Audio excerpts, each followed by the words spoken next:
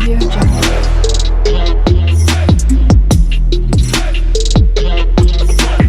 Audio Jungle. Bismillahirrahmanirrahim. Assalamualaikum warahmatullahi wabarakatuh. Allahu Akbar. Allahu Akbar. Allahu Akbar. Walillahil hamd. Innal hamdalillah nahmaduhu wa nasta'inuhu wa nastaghfiruh wa na'udzu billahi min syururi anfusina wa min sayyiati a'malina. May yahdihillahu fala mudilla lahu wa may yudlil fala hadiya lahu. Asyhadu an la ilaha illallah wahdahu la syarika lahu wa asyhadu anna Muhammadan 'abduhu wa rasuluh la nabiyya ba'dah. Wa qala Allah ta'ala fil Qur'anil Karim, a'udzu billahi minasy syaithanir rajim. Bismillahirrahmanirrahim. Ittaqullaha haqqa tuqatih wa la tamutunna illa wa antum muslimun. Wa qala Allah ta'ala ukhra, ya ayyuhalladzina amanu ittaqullaha yuslih lakum a'malakum wa yaghfir lakum dhunubakum wa may yuti'illaha wa rasulahu faqad faza fawzan 'aziman. Al-ayat sadaqallahul 'azim. Allahu Akbar. Allahu Akbar. Allahu Akbar. Walillahil hamd. Jamaah kaum muslimin rahimakumullah. Baru saja kita telah melaksanakan ibadah puasa dan rangkaiannya. Kemudian pagi hari ini dilanjutkan dengan sholat Idul Fitri secara berjamaah. Perlu kita ketahui bahwa serentak kita telah memandangkan takbir, tahlil, tasbih, tahmid dan berzikir kepada Allah Subhanahu wa taala. Dalam Islam, puasa Ramadan dan ibadah-ibadah lainnya itu tidak cukup sebatas atau berhenti pada ritual semata. Akan tetapi ibadah hakikatnya adalah taharrub ilallah, yaitu mendekatkan diri kepada Allah Subhanahu wa taala. Sehingga terbentuklah kesalehan seorang muslim yang memiliki hubungan baik dengan Allah Subhanahu wa taala, yaitu disebut dengan hablum minallah, atau kita juga menjalin hubungan baik dengan sesama manusia yang disebut dengan hablum minannas. Allah Subhanahu wa taala mensyariatkan puasa Ramadan itu tujuannya untuk menjadikan hambanya menjadi hamba yang bertakwa kepada Allah Subhanahu wa taala. Dalam hal ini Imam An-Nawawi di dalam kitab Syarah Sahih Muslim, beliau menjelaskan bahwa definisi takwa adalah menjalankan segala perintah Allah Subhanahu wa taala dan juga menjauhi segala bentuk apa yang dilarang oleh Allah Subhanahu wa taala, sesuai yang termaktub di dalam Al-Qur'an dan As-Sunnah. Sebagaimana di dalam Al-Qur'an surat Al-Baqarah ayat 183, Allah Subhanahu wa taala berfirman, ya ayyuhalladzina amanu kutiba alaikumusiyam kama kutiba alal ladzina min qablikum la'allakum tattaqun. Ya ayyuha, di situ ada ya nida, panggilan, ha tanbih, fungsinya adalah menguatkan dan menegaskan. Seakan-akan kalau kita cermati dalam konteks ayat ini, Allah hanya memanggil terhadap orang yang beriman, alladzina amanu, wahai orang-orang yang telah beriman. Dalam Al-Quran kalimat ini diulang sebanyak 180 kali. Lalu apa isi panggilan itu? Kutiba alaikumusiyam, yaitu telah diwajibkan berpuasa atas kalian semua. Kama kutiba alal ladzina min qablikum, sebagaimana telah diwajibkan berpuasa terhadap orang-orang yang terdahulu. Tujuannya apa? Yaitu la'allakum tattaqun, agar kita semua menjadi orang yang bertakwa di sisi Allah Subhanahu wa taala. Kalau kita cermati di dalam kaidah nahwu, lafaz la'alla itu menunjukkan kalimat taroji. Artinya apa? Derajat predikat takwa tidak akan mungkin kita dapatkan ketika kita tidak melaksanakan ibadah ini dengan sungguh-sungguh. Artinya apa? Jika sebelum-sebelumnya kita hanya melaksanakan sholat 5 waktu secara berjamaah, maka di bulan puasa Ramadan ini yang dilanjutkan oleh sholat Idul Fitri, kita harus dipenuhi dan dibarengi oleh ibadah-ibadah yang lainnya seperti sholat sunnah qobliyah dan ba'diyah, seperti kita melaksanakan sholat tarawih, duha, membaca Al-Quran dan lain sebagainya, sehingga ada peningkatan kualitas ibadah yang kita lakukan. Maka kita akan mendapatkan derajat takwa di sisi Allah Subhanahu wa taala. Oleh karena itu, di hari pertama kita meninggalkan bulan suci Ramadan, marilah kita introspeksi diri, muhasabah diri, bertanya kepada diri kita sendiri, apakah di sekian hari 1 bulan kita melaksanakan ibadah puasa itu, sudahkah kita layak disandingkan dengan hamba-hamba Allah Subhanahu wa taala yang lainnya mendapatkan gelar atau predikat takwa. Kalau kita melihat bahwa sahabat tabi'in, salafus soleh, ketika sebelum 6 bulan datang bulan Ramadan, maka mereka memohon kepada Allah untuk dijumpakan terhadap bulan Ramadan. Sehingga tidak heran doa yang mereka panjatkan adalah ketika memasuki bulan Rajab, Sa'ban, mereka selalu berdoa, Allahumma barik lana fi Rajaba wa Sa'bana wa balighna Ramadana. Akan tetapi perlu kita ketahui, ketika di hari pertama mereka ditinggalkan bulan Ramadan dan sampai 6 bulan berikutnya, mereka tidak akan lepas selalu berdoa kepada Allah Subhanahu wa taala selama 6 bulan penuh ke depan. Ya Allah, terimalah ibadah kita. Ya Allah, terimalah ibadah puasa. Ya Allah, terimalah ibadah yang selama ini kita lakukan di bulan suci Ramadan. Begitu hati-hatinya mereka semua, begitu berharapnya mereka semua, dan begitu penuh harap yang mereka upayakan agar amalan ibadah ini diterima oleh Allah Subhanahu wa taala. Ayyuhal muslimun rahimakumullah. Allah Subhanahu wa taala menyebut di antara ciri-ciri orang yang bertakwa di dalam surat Ali Imran ayat 134. Allah berfirman, a'udzubillahi minasyaitonir rajim. Bismillahirrahmanirrahim. Alladzina yunfikuna fis sarra'i wad-dharra'i wal kadhimina al-ghaidh wal 'afina 'anil nas. Jadi ciri karakter atau pribadi, sikap, karakteristik orang yang bertakwa itu ada 4 hal. Yang pertama, alladzina yunfikuna fis sarra, yaitu orang-orang yang mau menginfakkan hartanya di waktu lapang. Wad-dharra'i, kemudian orang-orang yang tidak hanya menginfakkan hartanya di waktu lapang, tetapi ketika di waktu sempit ia mau menginfakkan hartanya. Wal kadhimina al-ghaidh, kemudian ia mampu menahan amarahnya walaupun ketika ia dicaci, dimaki, dihina, direndahkan oleh tetangganya atau dirasani, bahkan ia mampu untuk membalas hinaan tersebut, akan tetapi ia tahan dan menahan amarahnya. Dan ini adalah kriteria orang yang bertakwa. Ia mampu menahan amarah dalam kondisi apapun, dimanapun, ketika ia dihina orang lain. Dan ini tidak mudah dan butuh harus kerja keras dan latihan supaya kita menggapai derajat orang yang bertakwa. Kemudian yang terakhir adalah wal 'afina 'anil nas, yaitu mampu memberikan maaf terhadap orang lain. Ketika kita semua direndahkan orang, kita mencoba untuk memaafkan orang yang menzalimi kita, dan itu pun tidak mudah, harus butuh latihan. Oleh karena itu, kemarin kita melaksanakan ibadah puasa sebulan penuh, kita dilatih, digembleng dengan mendekatkan diri kepada Allah, taqarrub ila Allah. Tujuannya adalah untuk menjadikan pribadi yang bertakwa di sisi Allah Subhanahu wa taala. Dan itu Allah juga memberikan penjelasan bahwa orang yang bertakwa itu tidak hanya ia beriman kepada Allah, tidak hanya beriman kepada para malaikat Allah, tidak hanya beriman kepada Rasulullah, tidak hanya beriman kepada kitabullah, dan tidak hanya beriman kepada hari akhir. Tapi orang yang bertakwa adalah orang yang juga mau membayar zakat, mau menolong sesama, dan mau berbuat baik.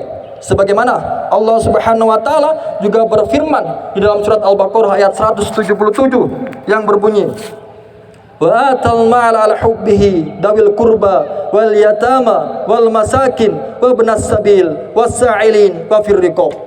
Dan dia telah memberikan sebagian hartanya yang ia cintai untuk apa? Untuk diberikan kepada sanak kerabat yang pertama. Yang kedua, anak yatim. Yang ketiga, orang miskin. Kemudian orang yang berpergian. Kemudian orang yang minta-minta, dan untuk memerdekakan hamba sahaya. Ayyuhal muslimun rahimakumullah. Kalau kita cermati penjelasan di dalam dua surat tersebut, yaitu Al-Baqarah ayat 177 dan Al-Imran 134. Menarik sekali.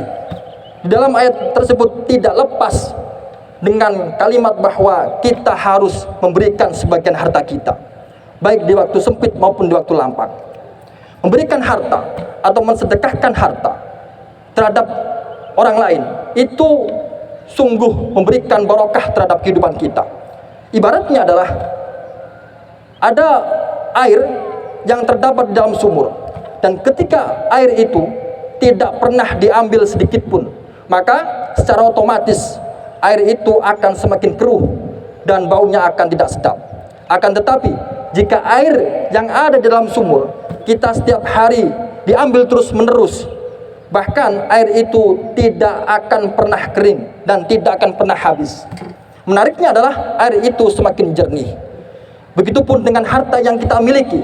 Harta yang kita miliki, jika kita sedekahkan terhadap orang lain, maka harta itu tidak akan pernah habis, dan Allah akan berikan keberkahan dari harta yang kita berikan.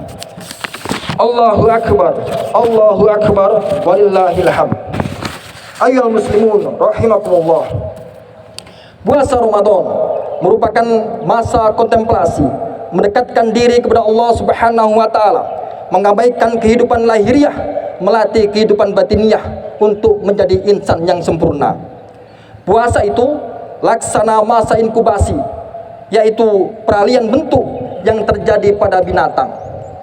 Seperti halnya seekor ulat, ketika ia ingin menjadi seekor kupu-kupu, maka yang ia lakukan adalah menjadi kepompong. Berpuasa mengasingkan diri begitu lama. Dari hasil ia menjadi kepompong, seekor ulat itu mampu menjadi seorang kupu-kupu, mampu menjadi seekor kupu-kupu yang indah dan memesona. Begitu pula dengan puasa Ramadan yang kita jalani selama 1 bulan kemarin ini, diharapkan agar kita menjadi pribadi yang bertakwa di sisi Allah Subhanahu wa taala. Dengan puasa Ramadan diharapkan kita berubah menjadi hamba Allah Subhanahu wa taala yang dicintainya, dan dengan puasa Ramadan diharapkan kita menjadi hamba Allah Subhanahu wa taala yang diberikan kebahagiaan di dunia dan juga kebahagiaan di dalam akhirat, yaitu di surganya Allah Subhanahu wa taala. Sebagaimana Allah Subhanahu wa taala berfirman di dalam surat Al-Imran ayat 17 yang berbunyi, as-sabirina was-sadiqina wal qanitina wal munfikina wal mustaghfirina bil ashar, yaitu penghuni surga itu, sifat dari penghuni surga atau karakter dari penghuni surga itu as-sabirina, yaitu orang-orang yang sabar. Sabar ketika melaksanakan perintah Allah dan sabar ketika menjauhi larangannya. Yang kedua, as-sadiqina, yaitu bersikap jujur baik dalam ucapan maupun perbuatan. Kemudian wal qanitina, yaitu taat terhadap aturan Allah, taat terhadap larangan Allah. Kemudian wal munfikina, yaitu orang-orang yang menginfakkan hartanya. Puasa Ramadan kita merasakan haus dan dahaga. Dari situ kita belajar untuk merasakan betapa sengsaranya ketika saudara-saudara kita tidak mampu untuk menahan lapar dan dahaga ketika tidak mempunyai cukup harta. Oleh karena itu, lewat dari puasa kita mengajarkan bahwa berbagi itu sangat indah. Kemudian yang terakhir yaitu wal mustaghfirina bil ashar, yaitu memohon ampun di waktu sahur. Allah Subhanahu wa taala itu sangat mencintai dan sangat suka sekali terhadap hambanya yang memohon ampun.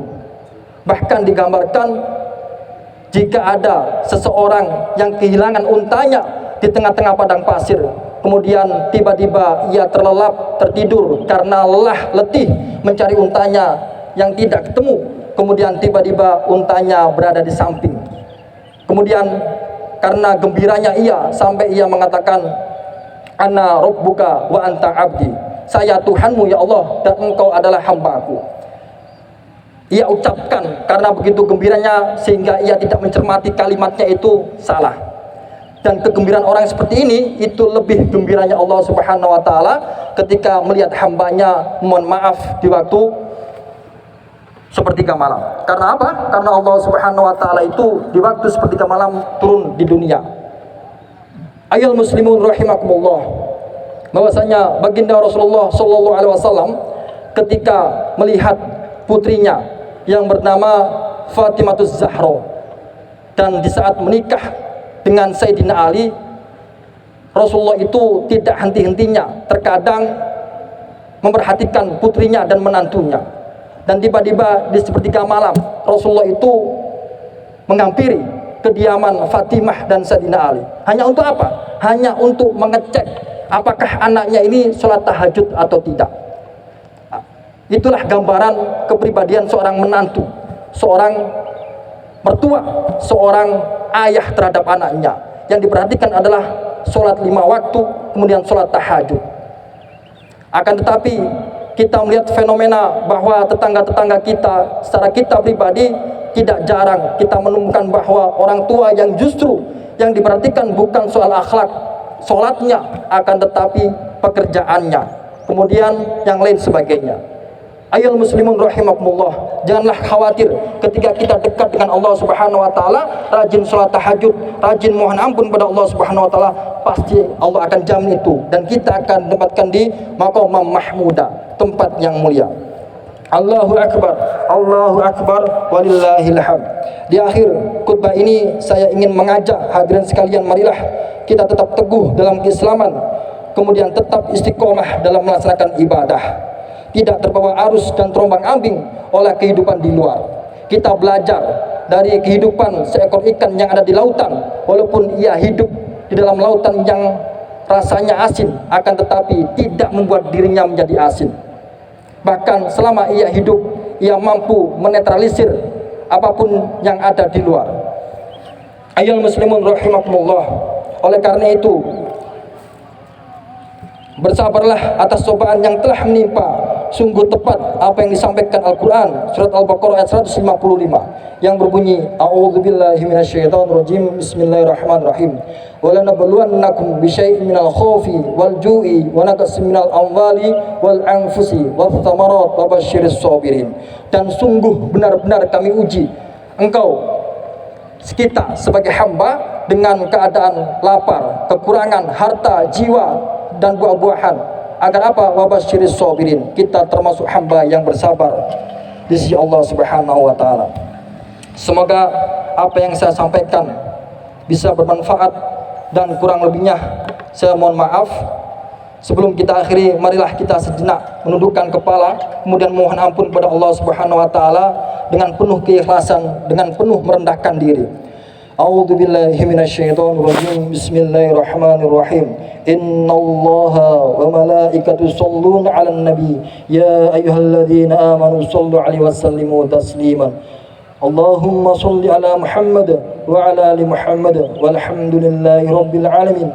Allahumma ighfir lil muslimina wal muslimat wal mu'minina wal mu'minat wal ahya' minhum wal amwat innaka antas sami'un qaribun mujibud da'wah wa ya qadil hajah. Allahumma inna nas'aluka al-huda wat tuqa wal afafa wal ghina wal mauti 'alal iman wal islam. Allahumma inna nas'aluka salamatan fid din wa afiyatan fil jasad wa ziyadatan fil ilmi wa barakatan fil rizqi wa taubatan qabla al maut wa rahmatan 'indal maut wa maghfiratan ba'dal maut. Allahumma hawwin 'alaina fi syakaratil maut wan najata minan nar wal 'afwa indal hisab. Rabbi ighfirli wa li walidayya warhamhuma kama rabbayani shaghira.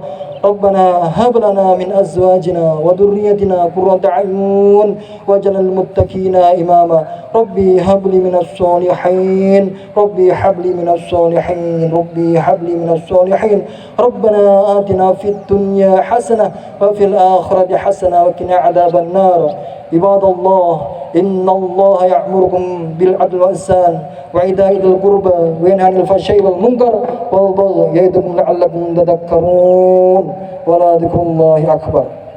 Sekian, wassalamualaikum warahmatullahi wabarakatuh.